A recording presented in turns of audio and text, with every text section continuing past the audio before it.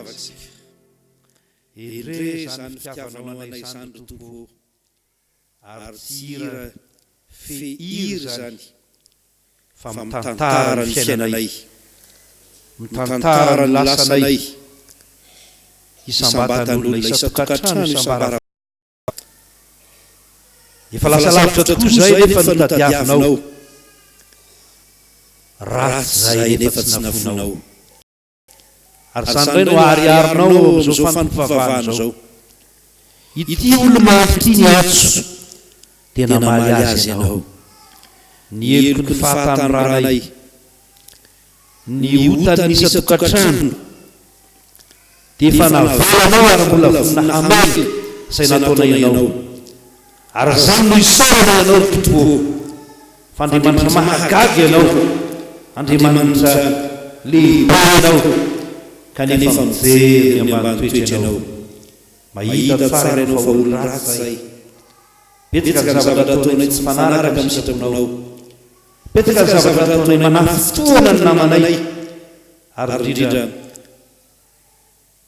mandratra ny fonao andriamanitra fa indretra zay mpanonao tonga iara-bavaka am'izao zao tsy tonga namarina ny tenanay zay fa marino ny rason'i Kristy zay ary zay rehetra manatrika ifanompiavahana ity zay mandreny zao dia ho avelanao ny elony ary zao fampivavahana zay tanterahana eto zao dia ho andraka kasarana anatrenao ho maritra ny fivavahana ho maritra ny fitiavan'Andriamanitra nay amin'ny anaran'i Jesosy Kristy tomponay no ivavahana ito zany amen. Petraka ny fiangonana soavana varavarana rehefa malalana dia hiditra ireo avatsika mbola any ivelan'ny fiangonana dia anana fahalememanankitsika fitiavana misy toerana ihany eny akaikitsika dia meo ny hafa no zany toerana zany sasy efa tiana fa somary sahirantsika amin'ny toerana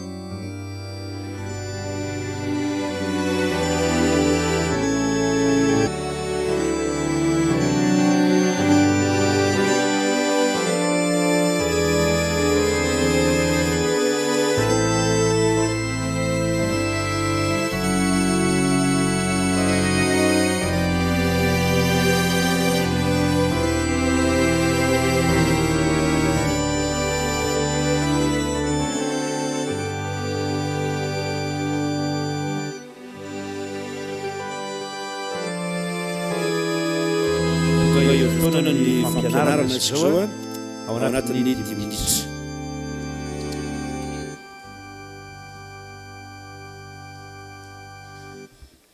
Dia fahalalavatsika rehetra rianana zahay ao amin'ny sampana fokomanga izay sokotena eto.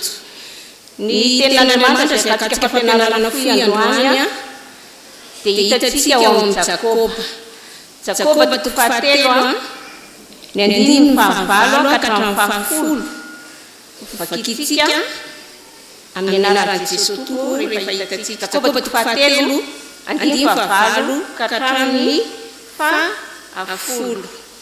Amin'ny anaran'i Jesosy manao hoe fa tsy misy olona mahafolaka ny lela zavatra tsy manam-pijanonana izy satria feno mahafaty. Izy no soratsika ny tompo teny ray ary izy ihany koa no anonatsika ny olona izay natao araka ny endrik'Andriamanitra. Ny vava ray ihany ny voahan'ny fisaorana sy ny fanozonana. Ny 9 fahasivy ao anatin'izany no raisitsika izay manao hoe izy no soratsika ny tompo teny ray ny lela zany ary izy ihany koa no anonatsika ny olona izay natao araka ny endrik'Andriamanitra. Momba ny lela ny tindrana fampianarana foantsika anio. Lela dia atao vahiray ao amin'ny vava ahafahantsika amin'ny teny. Hoy ny tenin'Andriamanitra amin'ny 10:5 hoe rantsana kely kanefa milehalea fatratra. Hozaraitsika roa ilay fampianarana satria asana koa zany lafiratsy lafitsarana ny lela ny hitantsika eto. Izy ny soratsika ny tompo. Movetsy ny sotra ny tompo koa no ataontsika rehefa tosa na ka ny zavatra nokasaina rehefa mivalo mivavaka nanangatahana ka nahazo izay lina dia kiny erylela maneho saorana sy fankatsaana n'Andriamanitra rehefa nomeny fitahiny tsara zany tsisy maharatsy an'izany ary tena tokony ataontsika araka izay voalaza ao Tessalonianina voalohany toko 5:7 manao hoe saorana ny zavatra rehetra fa izany sitrapon'Andriamanitra ao amin'ny Kristy Jesosy ho anareo fa saingy izay ihany ozy ny tapany faharoa hoe ary izy ihany koa no hamonjona-tsika ny olona manintsika ny manozona lafa-ratsy ny lela ndray eto zany manintsika manozona rehefa diso tezitra loatra rehefa tena tezitra dia tsy mahafeny lela intsony dia mamoaka teny mandratra ny fony hafa ary mampitondra alahelo azy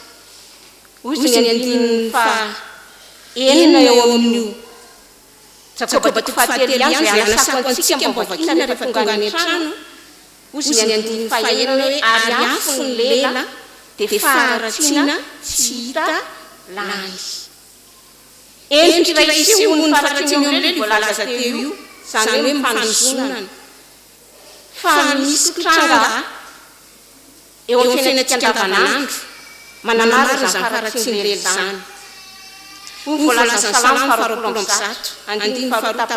hoe Jehova vonjeo ny fanahiko amin'ny lela mamitaka misy koa izany ny lela mamitaka lela mamitaka noho n'inona noho ny fiavan-tena tombotsoa manokana na fiavam-bola sy ny sisa maro ny antony mety mahatonga ny lelantsika io teny fitaka ao koa ny lela ozy bebebe faharatsiana araka izay tao amin'ny Isaia 7:7 lela nareo bebebe faharatsiana ao zany ny lela koa akoatry ny mamitaka dia misy koa ny lela manaratsy entina raratsiana ny hafa ny lela noho ny tsy fitiavana fankahalana fialonana mampalahelo fanadeny mpiara-mivavaka sy havana rehefa tsy mitovy hevitra rehefa tsy mitovy fomba fijery dia manofana ratsy sitratr'Andriamanitra zany ry havana fa ny tena loza farany dia ao ny lela mandainga efa tondrana mangampianarana foteto no momba ny lainga tsy idirantsika tsony fa betsaka ny zavatra voalaza tamin'izay maro narana ny antony mety mahatonga ny landainga fa ny anankiray izay ho raisiko toko 2:20 fa enina manao hoe lela mandainga fa azahokarena amin'ny lela mandainga mandainga mba azahoana lela mandainga mba azahoana vola zavatra miseho matetika amin'izao vanim-potoana iainantsika izao zany zany dia nandrasana n'Andriamanitra antsika amin'ny lelantsika io tsia inona nandrasana n'Andriamanitra antsika amin'ny lelantsika io ozy ny Romanina toko 2:12 tapam-by manao hoe raha velona koa hoy Jehova lela rehetra iterana n'Andriamanitra izay nandrasany tompo amintsika isaotra tsy iderana n'Andriamanitra ny lela ary manaraka izany nandrasany tompo amintsika amin'ny lela io itoro ny fahamarinan'Andriamanitra araka ny hita ao amin'ny Salamo 4:7 ary ny lelako itoro ny fahamarinanao mandrakizay ary noraisika farany dia mba ho lela manaiky fa Jesosy Kristy ny tompo sy mpamonjy izany no nandrasan'Andriamanitra antsika aneketsika fa Jesosy Kristy ny tompo mpamonjy amin'ny lelantsika sy anekeny lela rehetra fa Jesosy Kristy ny tompo araka izay hita ao amin'ny Filipianina toko 2:9-20 manoloana izay voalaza rehetra teo ary dia eo fikesana ny andiny tena fa na ny lela mamitaka na ny lela manaratsy na ny lela mandainga dia tsy ampy tsy akasitrahan'Andriamanitra tsy araka ny sitrapon'Andriamanitra fa mampisaraka antsika aminy ary miteraka loza sy fahaverezana ho an'izay manao izany hoy ny fitentsika malagasy ary hoe avadio impirozy mipito aloha ny lela vao miteny mba tsy hatonga no anenina amin'izay voalaza ho an'Andriamanitra irery ny voninahitra amen.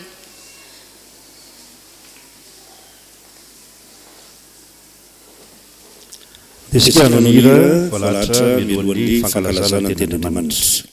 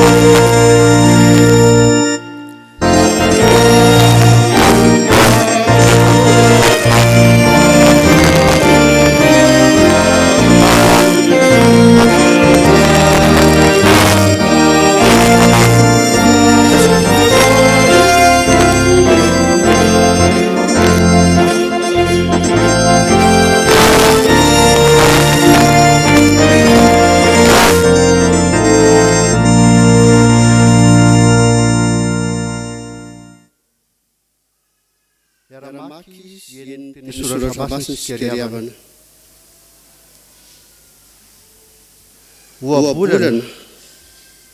oabolana faefatra ny andininy sivy voalohany.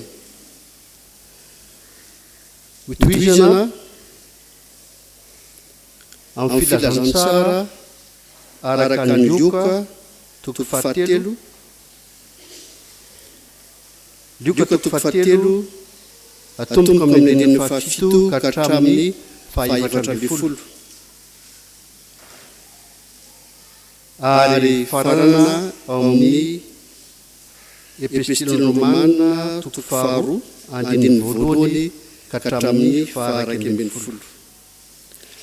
Romana toko faharoa ny raiky ambin'ny folo voalohany. Ngataka ny tompontsika mba hampitoetra ny teny amintsika, hivavaka isika.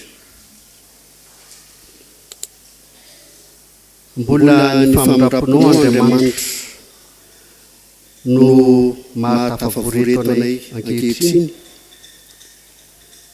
ahafahanay indray amin'izao fotoana izao hiara-mamaky ny teny sy handray ny afatrao. Fanamasino mety ianao amboatra ny fonay sy ny sainay mba hitoerany teny ao aminay, dia hitsimpo izany ka hitoetra ao am-ponay lalandava. Ampitombo ny finoanay ary koa hiavoazanay hatrany amin'ny asa fanomponanao mba hatokanay vavolombelonao. Misaotra Tompo. Amen.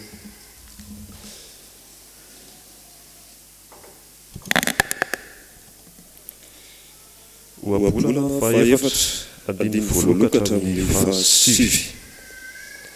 Ry zanaka, elo ny anatra iray, ary tandreo mba hahazoanareo ny fahalalana tsara, fa anatra tsara no omeko anareo, aza mamafona lalako, fa zanak'ikaiky aho, sady tiana no any mahalala teo imason'ireny. Ary nampianatra ahy izy ka nanao tamiko hoe, aoka ny fonao hitanany teniko, tandreo miditiko dia ho velona ianao, mahazo fahendrena, mahazo fahalalana. Fa aza tolonona na ihaorana ny teny alokony vakoka, aza mahafoy azy fa hiaronao izy, tiavo izy dia hitandrina tananao. Ny voaloham-pahendrena dia izao, mahazo fahendrena, iny lalio ny fahalalanao rehetra amidy fahalalana tsara. Asandrato izy dia hanandratra anao kosa, iny hanome voninahitra anao izy raha tananao, dia hanisy feloa mahafinaritra no anao, iny satroboninahitra tsara tare no omeny anao. Amen.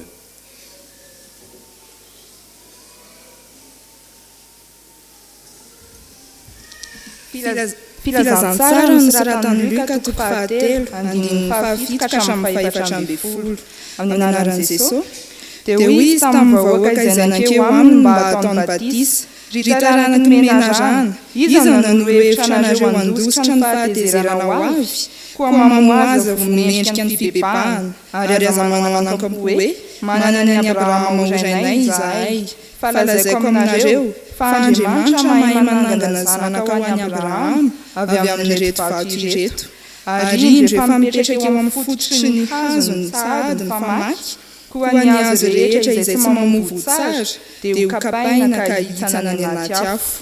Ary ny vahoaka nanontany an'izao na hoe, inona no ataonay? Ary namaly izy ka nanao taminy hoe, izay manana akanjo roa dia aoka hanome ho an'ny tsy manana, ary izay manana kanina dia aoka hanao toy izany koa. Dia avokoa ny mpamory rehetra sasany mba ataony batisa ka nanao taminy hoe, mpampianatro, inona no ataonay? Ary hoy izy taminy, aza mampandoa mihoatra noho izay notendrena alainareo. Ary nisy miara-mila koa nanantona azy ka nanao hoe, ary inona kosa mba ataonay? Dia hoy izy taminy, aza mitaotao foana amin'ny olona, ary aza mampiany ampangalanga azo mianina mikatramana azy eo. Romana toko faharoa andiny voalohany kahatramin'ny fahatraika amby folo. Amin'ny anaran'i Jesosy. Koa amin'izany dia tsy manan-kalahatra ianao nazovy ianao izay mitsara fa izay hitsaranao ny sasany no anameloana ny tenanao koa. Fa ianao izay mitsara aza mba manao izany ihany koa. Tsika fa ny fitsaran'Andriamanitra dia araka ny marina amin'izay manao toy izany. Ary ianao lehilahy izay mitsara manao izany kanefa manao izany koa ny tenanao, moa ataonao va fa ho afa-mandositra ny fitsaran'Andriamanitra ianao? Sa mamavonao ny haren'ny fahamoram-panahiny sy ny fandeferany ary ny faharimpony, satria tsy fantatrao fa ny fahamoram-panahyn'Andriamanitra dia mitaonanao hibebaka, fa ny ditranao sy ny fononao tsy mibebaka no iraketanao fahatezerana ho anao amin'ny andro fahatezerana ampisehoana ny fitsarana marin'Andriamanitra izay amalony olona rehetra araka ny asany avy. Ho an'izay maharitra manao somarakariva ka mitady voninahitra sy laza ary sy fahafatesana dia fiainana mandrakizay. Fa ho amin'izay mitady ho an'ny tenany ihany kosa sady tsy manaraka ny marina fa manaraka ny tsy marina dia fahavinirana sy fahatezerana. Eny sy fahantrana ho an'ny fanahin'ny olona rehetra izay manao ratsy. Amin'ny Jiosy aloha dia vao amin'ny jentilisa koa. Fa voninahitra sy laza ary fiadanana kosa ho an'ny olona rehetra izay manao ny tsara. Amin'ny Jiosy aloha dia vao amin'ny jentilisa koa. Fa tsy misy fizahan-tavan'olona amin'Andriamanitra. Ray Masina manamasina amin'ny fahamarinana, ny tenao ny fahamarinana.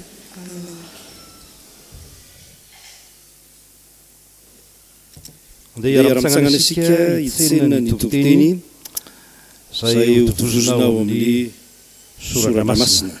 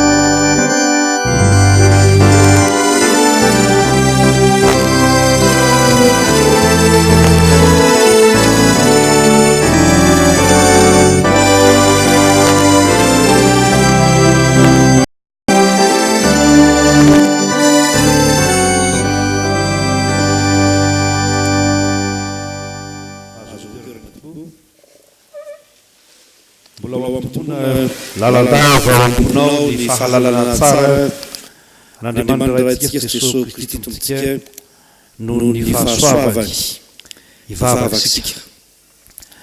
Misaotra anao izay na nireny teninao ny vakian'ny mpamponao ny tonom-bavaka efa notononona ary ankehitriny miantso anay ianao, miantso anay bebaka, miantso anay iverina amin'Andriamanitra.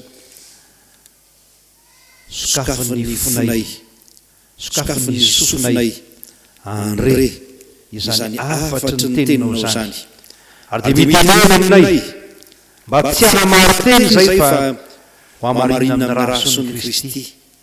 Itenena Jehovah fa miaino izay volonao.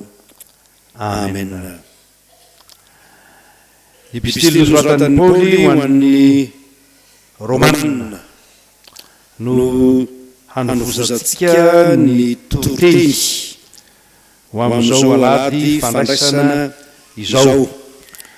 Tsara raha eo ambany masika manakarivo zany a, mba azahoantsika mijery mandinika ny amin'izany tenin'Andriamanitra izany. Tenin'Andriamanitra izay mitarika atsika amin'ity ampikaremity, mitarika atsika hieritreritra ny amin'ny fibebahana, mitarika atsika andini-tena. Ary azahoako miteny aminao hoe efa mba nisy fotoana ve teo amin'ny fiainanao, teo amin'ny fiainantsika ny eritreretana tokoa ny amin'izany fibebahana zany. Eritreretana ny fahotantsika nandinia tena teo anatrehan'Andriamanitra,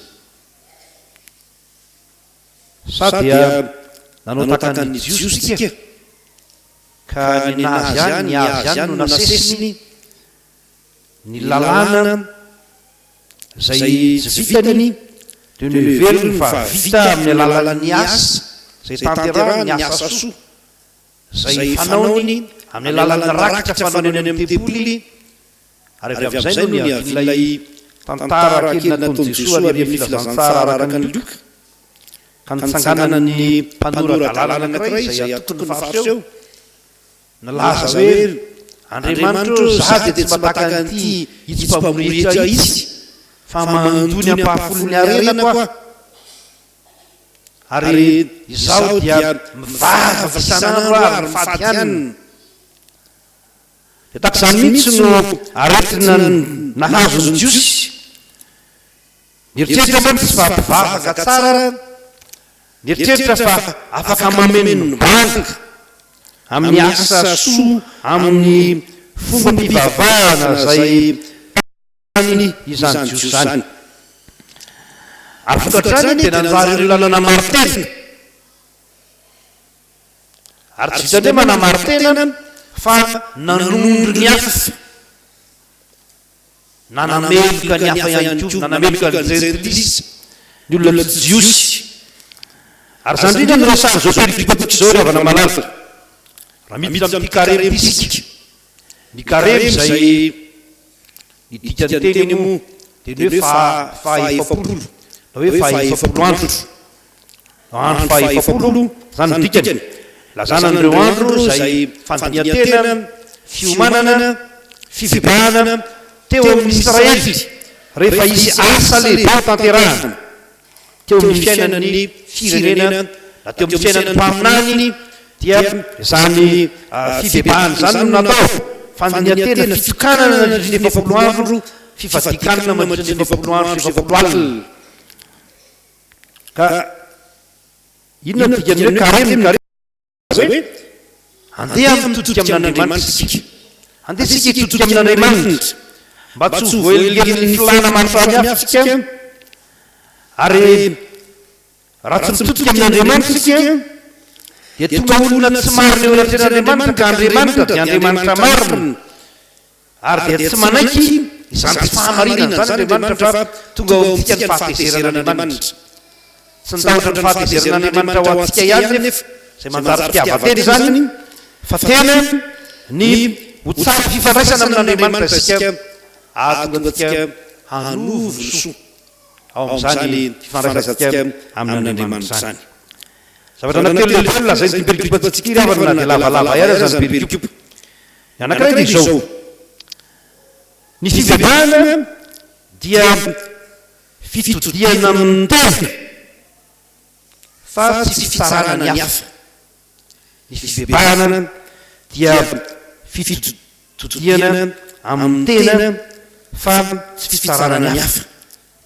Aza manamartena na hoe aza mitodika amin'ny tena nana ny olon-kafa akory azy. Tandrema tsy fivavahana misy fitiavan-tena ihany, mibebaka amin'izay mahazo an'izao, mibebaka amin'izay afaka manao an'izao. Ny fahotana mantsy rehefa mijery tsara soratra masinatsika, ny fahotana izay midika hoe fivin-dalana no dika ny arabakateny. Ny fahotana mantsy dia tsy ny ratsy natao tamin'ny hafa ihany na ny ratsy natao tamin'ny tena, fa ny ratsy natao tamin'izy. Ratsy natao tamin'izy ihany koa tamin'Andriamanitra, ny ratsy natao tamin'Andriamanitra. Ka mahavery ny maizy azy ny tena, mahavery ny mahaolombanina ny tena, mahavery ny mahaolona Andriamanitra atsika. Ary zany no tiany Jesosy lazaina raha miresaka ny amin'ny zanaka adala. Mampiasa ny teny hoe zanaka adala io raha vao misy faingo miampina izy dia ilay rano ny lasa no adala. Fa ny zanaka rehetra hoe zanaka adala, zanaka no adala. Ka ilay zanaka adala dia niara teo anatrehany rainy, nanao fahadisoana goavana teo anatrehany rainy, naka ny fananany, naka ny volany, ny anjara lovany, ary dia nandao ny rainy. Ary rehefa mandao ny rainy ny olona dia foana ny maizy azy ny tena. Ilay zanaky ny manjaka, ilay zanaky ny tombo, ilay zanaky ny mpanan-karena, tonga mpiandry ondry, tonga mihinana voankazo loko, tonga mpiandry soa moa marina koa fa raha ondry ve tsara koa mpiandry soa. Ka manjary simba ny maha-olombelona azy, mandrava ny maha-olona ny fahotana ry havana malala, mandrava ny fifandraisana amin'Andriamanitra. Ka mirodana avokoa izay rehetra nambolena, izay rehetra natsanana rehefa manjaka amin'ny olona ny fahotana, satria ny fahotana dia mahateo tafasaraka amin'izy, tafasaraka amin'Andriamanitra izay fototry ny aina, izay fototry ny fahendrena. Manjary tsy manam-pahendrena ny olona rehefa tafasaraka amin'Andriamanitra. Ary marina lazainy avadika teo, zay no mahatonga ny olona miteniteny foana rehefa tafasaraka amin'Andriamanitra izy, ary matady io zany. Rehefa ianao manomboka miteniteny foana, ny hafa miteniteny foana, namana miteniteny foana amin'ny olona ao an-trano, miteniteny foana amin'ny mpiara-belona, dia tafasaraka amin'Andriamanitra ianao zay. Ary zany no ilana mijery fitaratra. I Jesosy Kristy ny fitaratra. Ilaina ny mijery fitaratra io. Ny fitaratra mantsy milaza antsika zavatra mahafinaritra ao amin'ny resaka ny fivavahana. Rehefa tonga ny an-trano ianao dia andramo fa hitanao ary na eto dia mahita zany. Rehefa mijery fitaratra mantsy ny olona ka ny hafa dia iza ny voatondrony, ny tenany ny voatondrony, verina ny tenany ihany io. Fa manao an'izao fitaratra ianao dia tanana manao an'izay dia tondro verina mankaty aminao izany izany hoe izay anameloana ny hafa. Ary zay no tenenana hoe aza mitsara, madio tsara ianao, izay anameloana ny hafa fa tsy mibebaka ianao. Zany mantsy mitoetra ny tsy mibebaka manameloka ny hafa, izay anameloana ny hafa dia anao tenanao ihany. Toko faharoandiny voalohany amin'ilay tenitsika, amin'ilay peripatio dia milaza hoe fa izay tsara anao ny sasany no anameloanao ny tenanao koa. Koa raha tsy mibebaka zany ny olona, zany hoe raha tsy mitodika amin'Andriamanitra zany ny olona mitodika amin'ny tenany, milazany amin'ny tenany ary hoentiny eo anaten'Andriamanitra zany momba ny teny zany, ary zany hoe fivavahana dia mitera-doza eo amin'ny fiainana zany. Ary ty peripatitsika dia mamerimberina amin'ny teny hoe fitsarana, ny fitsaran'Andriamanitra. Izany hoe teny hoe fitsarana zany dia hoe eo ka mahatonga eo amin'ny fitsarana tena dikany. Ny dikany ny teny grika hoe krima, avy amin'ny hoe krilo no dikany teny hoe mitsara. Ka ny fitsarana dia eo ka mahatonga ho tonga eo fitsarana. Ary rehefa jerena tsara ny efiteny ny teny grika dia hoe diso avy hatrany ianao, rehefa tsy mibebaka ny olona dia diso avetrany eo anatrehan'Andriamanitra. Mety mitovitovy ihany lazain'ny soratra masina zany lazain'ny malagasy zany soratra masina fa malagasy hoe ny elo ibaboana ao izy ary raha itotono zany dia mody eloka. Raha itotono zany zany hoe raha itotonao zany ikirizanao zany dia lasa eloka zany. Levana malala ny karemy dia fotoana fidiana amin'Andriamanitra, fotoana andinihana ny tena ary fitondrahana ny fahotana eo anatrehan'ny tompo, fotoana izay ananana fahendrena araka ilay antso ary amin'ny oabolana faefatra ny vitsika teo, ananana fahendrena ka hamalina ny antson'Andriamanitra ho amin'ny fibebahana.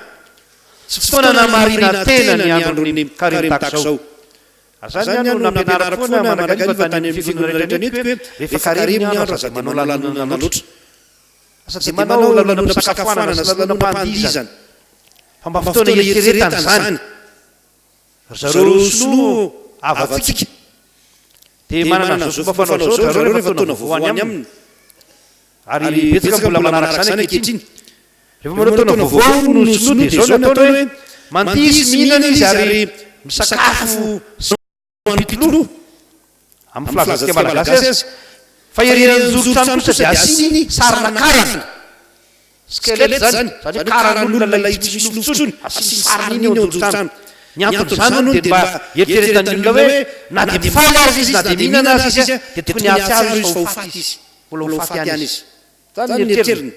Ka isika koa anatrehan'Andriamanitra dia mila mandidy tena, mila mieritreritra ny tenatsika rehefa malala. Dinio ny tenatsika raha mitoetra tsara amin'ny finoantsika na tsia. Dinio raha tena amin'ny Jesosy Kristy ny fiainantsika, sao mifikitra amin'ny zavatra antsika izay tsy mahavonjy eo amin'ny finoana. Sedra mifikitra amin'ny zavatra hafa izay tsy mahatonga famonjena eo amin'ny fiainantsika isika. Fa Andriamanitra ravana malala dia tena mitarika antsika hibebaka. Ary zany no tanjona izay tian'Andriamanitra hatongavana, ny hahatonga antsika hibebaka eo anatrehan'Andriamanitra. Ary dia ampiasainy ny fahampony sy ny fandeferany ary ny famoram-panahiny mba hahatonga antsika hibebaka. Zay no lazainy andiny faefatra. Ampiasainy ny fahampony, ny faharetany, ny famoram-panahiny mba hahatonga antsika hibebaka. Dika no ilazany ny soratra masina. Zay ilazany Paoly apôstôly eo amin'ny andiny fahadimy. Dika no ilazany ny finoana tsy mety mibebaka fa manamary tena manakariva na variana amin'ny farany hafa. Dia maditra ny ilazany soratra masina zany. Ary mba fantatsika ny dikany teny hoe maditra. Miditra ao amin'ny soratra masina ny teny grika, ny teny dikany amin'ny teny gasy hoe mai. Zany hoe olona izay tsy mety mitombo fahasoavana, olona izay manomboka miaina ny fahasoavana ampelantanany, olona izay anana ny ninona ny faranany, olona izay ufonany eo ampelantanany amin'ny fotoana izay tendren'Andriamanitra ho amin'izany. Rehefa maditra ny olona dia ho tombo zany fotoana zany. Fa mahily dikany teny hoe maditra. Ny teny hoe skelos dia mahily dikany. Ka dikany hoe mahia ny magagakely ny azanazavany ny mpanao efiteny grika azy teny hoe ny dikany hoe mahia izy atsy eo amin'ny andilana ny midina no mahia no teneny disika. Dikany hoe rehefa ny andilana ny midina ny mahia lasa sakany fihotra hozy izy ny filazan'ny sasany takany hazo kely dia tsy afaka mandeha ny olona. Ary rehefa tsy afaka mandeha ny olona dia malemy ny olona, tsy afaka manao ny ninona ny olona, ary rehefa tsy afaka miasa ny olona dia mahantra ny olona ka ho tonga ny amin'izany fahantrana zany. Ny olona izay maditra, tsy mety mibebaka, tsy mety miala amin'ny ratsy fanao. Ka ny kibibiby tsy bebaka zany zany hoe tsy anatonan'Andriamanitra fa hitsara ny hafa ihany, anoho ny atao ihany, dia tena ditra eo anatrehan'Andriamanitra zany. Ary zao no lazainy soratra masina Isaia 30:7. Bavakely raha manana azy ianao, Isaia 30:7. Dia hoy izy milaza an'izany. Mantsy Israely rehefa manondro Israely izy. Isaia 30:7. Amin'ny anaran'i Jesosy manao hoe fa firenena maditra izy, zaza mandainga, dia zaza izay tsy mety miaino ny lalàna Jehovah. Na fiarahavana kely dia hitatsika zany e. Tsika mahalala zao fa mandainga tsika. Tsika mahalala zao fa mety manao zavatra tsy mety tsika na ny asa tsika azy. Mangalatra tsika any, manao risorika any. tsika malazo zao fa mitsangatsanga tsika malazo zao fa misy zavatra ataotsika zay tena fanohitra amin'ny maha kristianina tsika mihitsy satria tsika manaratra manao ody kely any Vatikany mitady pitay zato sy roa manao an'izao fomba jentrisa rehetra zao saingy zao mikiritripitsika tsy bebaka ty fotoana malala fotoan'Andriamanitra anao itson'Andriamanitra andinian-teny tsika malala zavatra zay tany amin'ny afina azy manosona olona any Vatikany tseny olona mantsy dia manosona sy mieritreritratsy ho an'ny namana ary zany no itson'Andriamanitra tika mba tsy ho zaza maditsika na zaza mandanja tsy miaino lalan'i Jehova satria mbola misy ny famindrampon'Andriamanitra mbola misy famindrampon'Andriamanitra ary zany rehefa malala zava-dehibe tsaroa fa mbola mamindra fo amintsika Andriamanitra ary zany famindrampon'Andriamanitra zany sy ny fandeferany amintsika dia tena antson'Andriamanitra ibebahana zany tena antso ibebahana zany fandeferany ningany fandeferana dia hoe mahazaka fahatezerana Andriamanitra tezitra izy amin'ny ataotsika kanefa tezitra izy amin'ny ataotsika kanefa azonony zany fahatezerana zany zakany zany fahatezerana zany ary dia miasa izany fahatezerana zany Andriamanitra i Jesosy Kristy teo ambony hazofijaliana mba hananantsika ny famelan-keloka fanomen'Andriamanitra ny zanany latokana mba tsy ho very zay rehetra mino azo zo ny tsenjery efa haitsika ny faharopon'Andriamanitra amintsika dika teny hoe faharopo dia fonon'Andriamanitra ny fahatezerany fonon'Andriamanitra ny fahatezerany dia mitona tsy bebaka zany lazainy andininy fahadimy sy ny andininy fahaenina ary ny andininy fahafito mitona raha mbola maharitra eo anatrehanao ny famindrampon'Andriamanitra aza dia manamafy fotsika fa fotoana zao ibebahana fotoana andinian-teny zao fotoana zao zao andro kareny zao fotoana iveranana amin'Andriamanitra zao ny teny hoe mitona anao ibebaka lazainy ty andininy ao amin'ny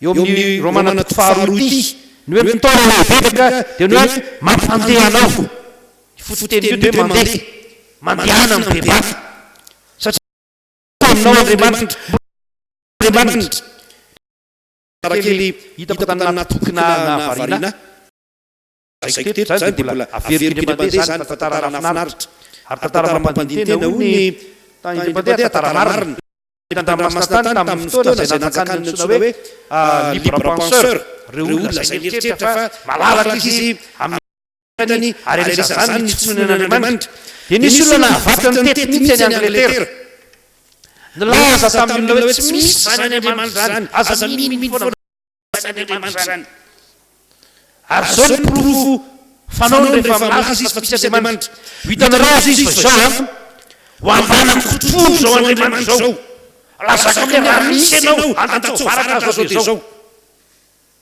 dia tsy nisy koa ny varatra ny latsaka hitanareo tsy misy zany Andriamanitra zany tsy nilatsaka ny varatra dia petsaka toy ny olona gaga sy talanjona tamin'izany fandray andro tao amin'ny efitrano malalaka anankiray nanao ny propagande mahazatra sur raha io tsangana raha matobe efa antitra skoka ny teny taminy ataontsika hoe Jaona ny anaran'ilay raha milaza hoe tsy misy Andriamanitra zany Oria Jaona hoy ilay raha matoantitra be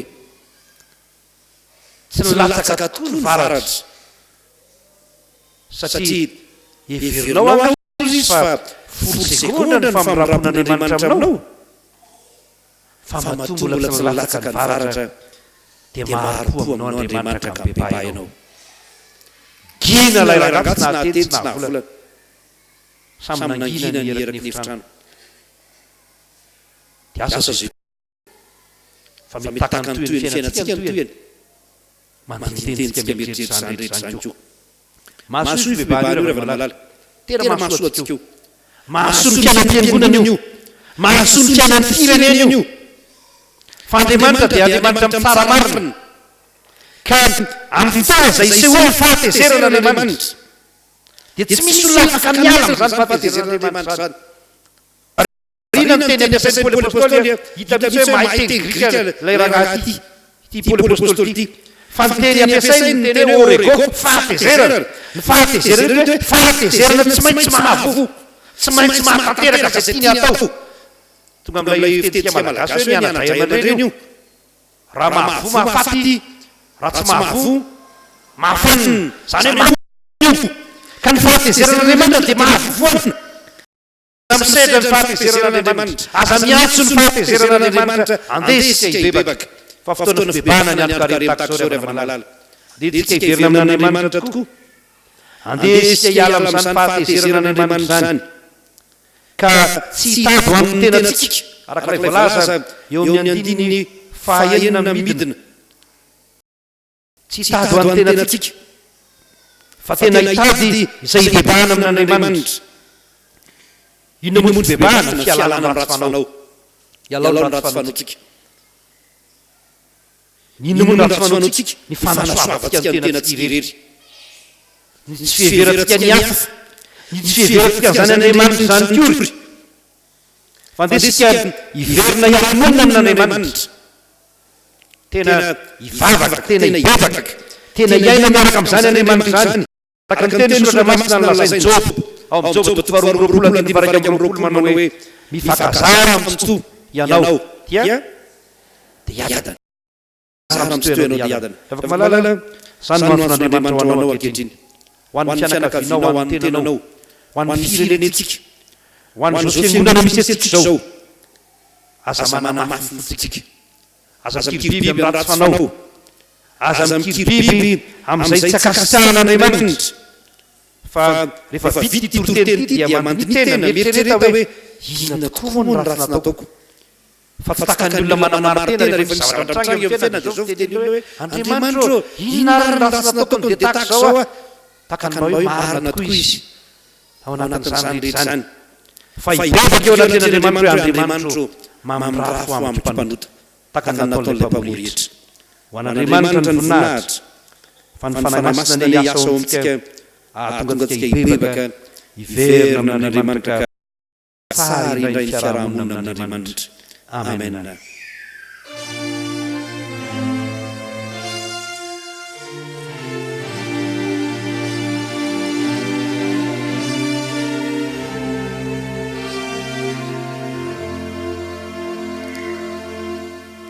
Vavasika. Andriamanitra nandre zany antsonao zany zay ka mena tsy mangaya mieritrerinanay zay reo vavy efa navoakanay mieritreritsy ny mieritreritra nisy ratsy ny hafa mieritreritra nisy ratsy mpiarabelona ndraindray aza tamin'ny asanao dia hiverina ho asina ratsy ifonanay aminao zany ifonanay aminao zany bebahanay zany tompo ianao ifanteny fa izay manatona anao dia tsy holavinao mihitsy. Nreto ny fiangonanao Yerosalema vaovao, nreto ny vahoakanao tonga eto anatrehanao hiaiky sy hibebaka ny fahotany amin'izao andro kareno zao. Mamindrafo aminay e, mamindrafo aminay fa malemy zay. Aoka ny famelan-keloka no hitsenanay eto amin'ity toerana masina ity, ka raha moto zay tsy mitona ny fonay mavesatra ny fahotanay intsony. Fa ho maivana ny dianay mody ny tokantrano. Fo efa no avaozan'Andriamanitra no entinay moty. Ary dia anovany fiainanay ianao ho tonga fiainana vaovao miaraka amin'Andriamanitra. Patanterao aminay zany raha sinao. Ary ty vavaka mangina ataonay amin'ny bitsiky ny fonay ity ho vavaka fibebahana, tena fibebahana, tononay amin'ny fo, mamindrafo aminay Andriamanitra, mamindrafo aminay.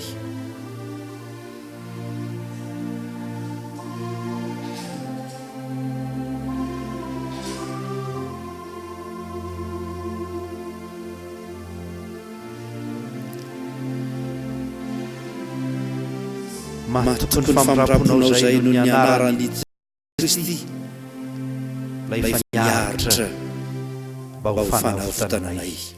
Amen.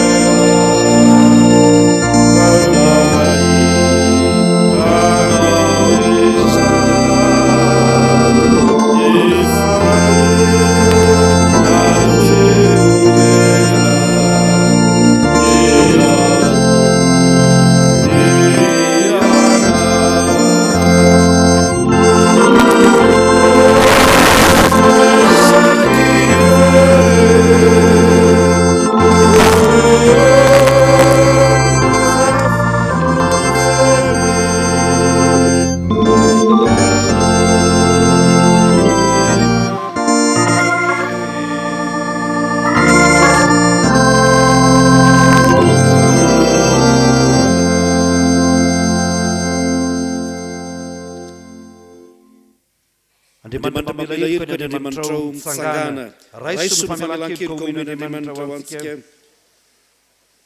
raiso amin'ny fonon'izany. Hoy ny Tompo Andriamanitra izao efa nandevona ny fahatsoanao tahaka ny fandevona ny zavona ary ny fahotanao tahaka ny rahona ko miverena amin'ny fefananavitra anao miobily lanitra fa Jehovah nanao zany fa efa tonga ny zanak'olona hitady sy hamonjy ny very. Ary Jesosy Kristy aminao rehefa nibebaka ianao anaka voavela ny elokao ary aza manao taintsony hatramin'izao. Amen. Sambatra ny olona izay voavela ny elony sy voasarona ny fahotany. Sambatra ny olona izay tsy sain'ny Jehovah eloka ary tsy misy fiakany fanahany. Amen.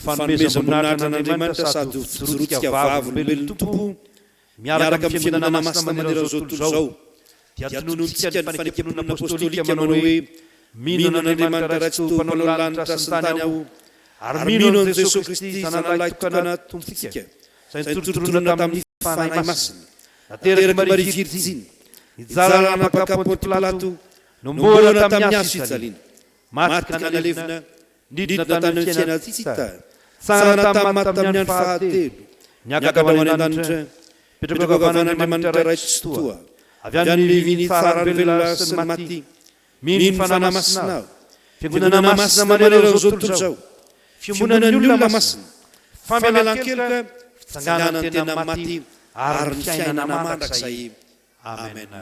Petraka ny fiangonana mihira ny atopihira.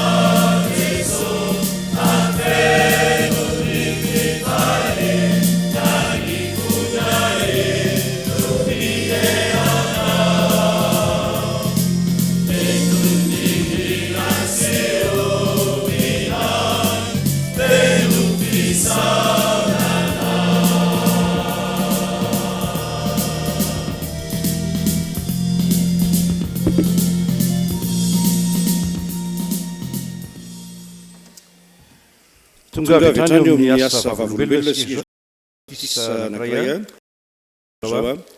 valo amby efapolo sy roanjato andininy voalohany sy ny faharoa raha vita sambatizany dia mihira ny topihira manaraka.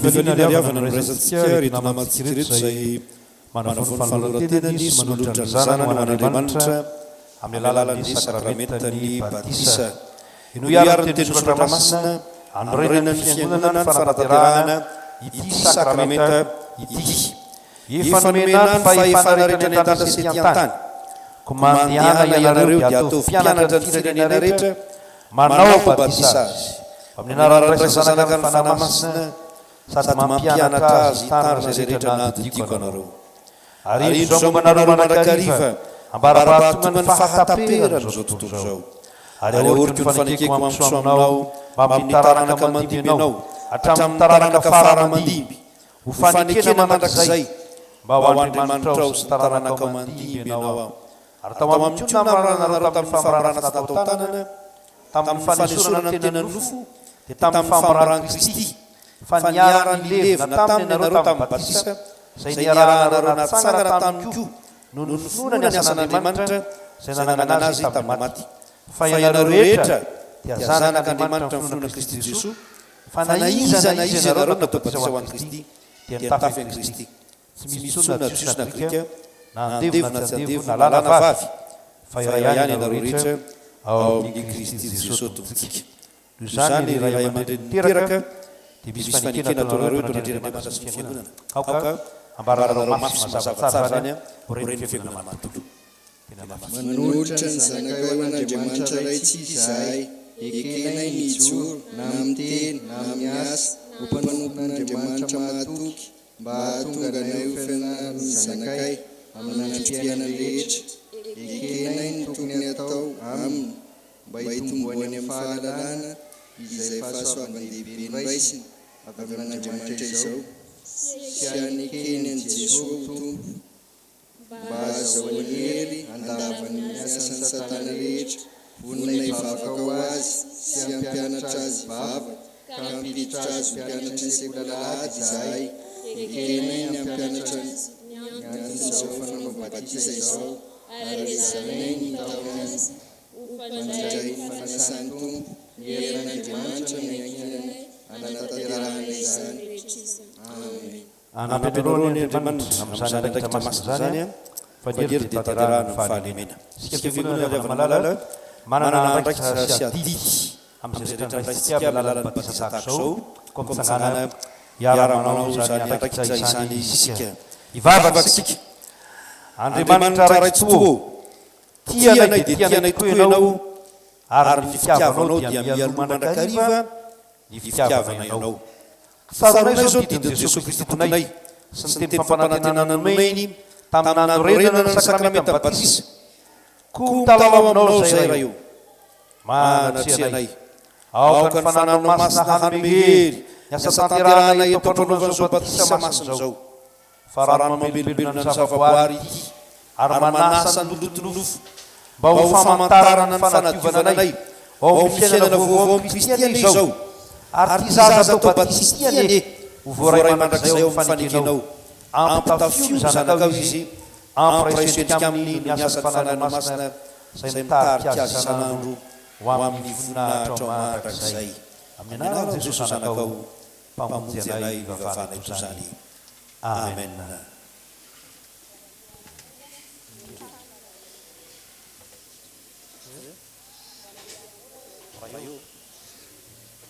Randriamora ientana rayo manapitisanao ao naranay zanaka ny fanahy masina ho aminao neto. Amen.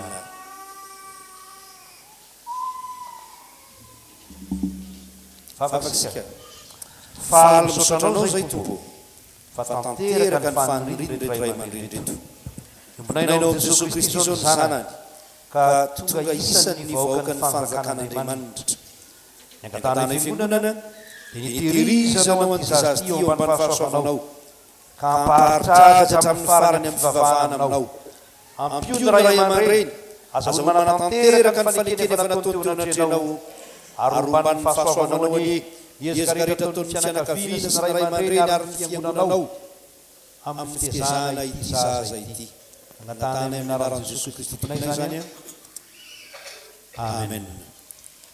Sao ny teny fanesatokay avy amin'ny tompo. aza matao ohatra tompo efa nanavitra anao aho efa niantso ny anaranao aho ainao ary anareo vady andehanaka saoan'ny tompo izazay ty amen petraka ny fiangonana ao anatin'ny fiozavamaneno nanaovantsika anaraka pahasoavana efa eondolohaloha zany ary dia mandrotra zany ny fiozavamaneno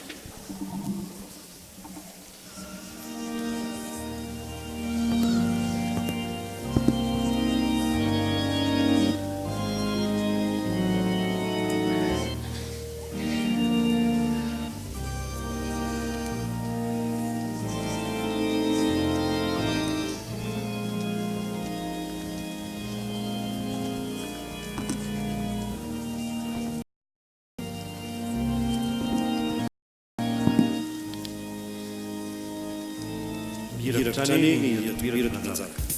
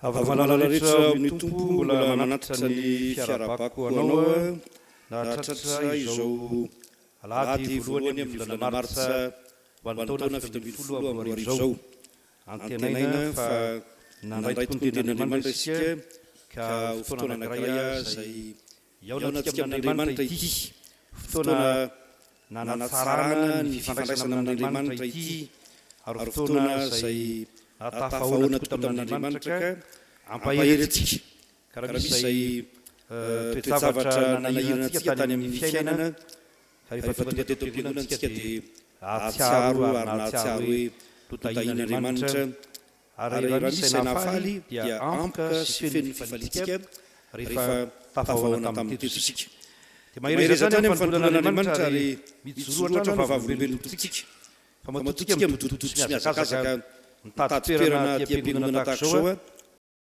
any an-danitsika mitady toerana zay iarahantsika amin'andriamanitra ka tonga tsika olona tsy iarany fahatezeran'andriamanitra fa ny fitahin'andriamanitra kosa no arotsany amintsika rehetra dia samy endry fahasoavan'andriamanitra mianakavy irosotsika amin'ny antsona hoe asan'andriamanitra aoriana zao zavatra saiko zao vao atao aoriana ty zavatra ho ataontsika dia zay vao atao ny filazana na rahan'ny fiangonana efa nomanina nandritran'ny roalaty zay ary tamin'ny alady teo dia efa nisy ny fanentanana fa isa zavatra anankiroa hitranga anomboka zao eto amin'ny fiangonana dia ilay fanlanjaina teo nakatoko fandraisana tamin'ny alady hoe isy ny antsona hoe ezaka ao amin'ny fitorinana filazantsara antsona hoe miantso anao izy ny miantso anao izy dia fanomboana ny antsona hoe tafika masina anatiny ato amin'ny fiangonana tafika masina anatiny araka ny baiko mpitorina ny filazantsara zay nomeny ny fizekema hoe fotosy filazantsara ny nosy madagasikara mbola tsy mahay lira falefitsika fa mbola ianaratsika iny ianaratsika izy misy anankiray tsara be nataony amfity fa ianaratsika daholo reny fotosy filazantsara ny nosy madagasikara dia fotosana filazantsara ihany koa aloha 67 hectara dia fotosana filazantsara ihany koa isalemo vaovao eto 67 hectara ka tafika masina anatiny no anomboana zany ino moa tafika masina ao anatin'ny fiangonana ihany aloha no anomboana dia zay tsika makany ivelan'ny fiangonana iza no anomboana ny ao amin'ny ankonantsika no anomboana iza no ao amin'ny ankonantsika ao zay tsy mbola mandeha mivavaka iza no amin'ny ankonantsika ao zay efa nivavaka ihany fa tsy mandeha mihitsy sy nandeha mihitsy efa nandritran'ny taona maro zay iza ny olona manodidina antsika mpiara-bavaka amintsika teto amin'ny fiangonana